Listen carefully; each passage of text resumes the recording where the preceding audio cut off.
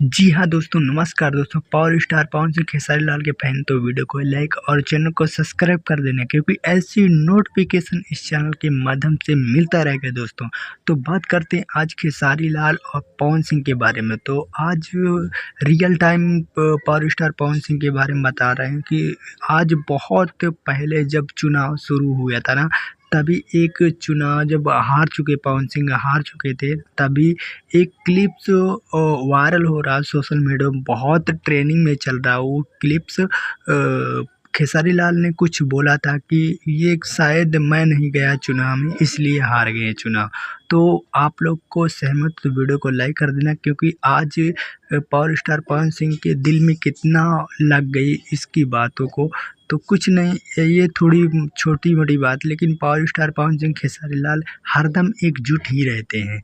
तो दोस्तों, इसमें कोई विवाद की बात नहीं, ये मतलब पब्लिक लोग बहुत सारे कमेंट करते हैं, तो इसलिए मैं इस मामले बना दिया ताकि आप सभी को बता दूं क्या होता है भोजपुरी इंडस्ट्री में। वैसे भी ये खेसारी लाल पावर स्टार पवन सिंह बहुत अच्छे एक दोस्त हैं और अच्छे के अच्छे कलाकार हैं, अच्छा गाना भी गाते हैं। बहुत जल्द गाना आएगा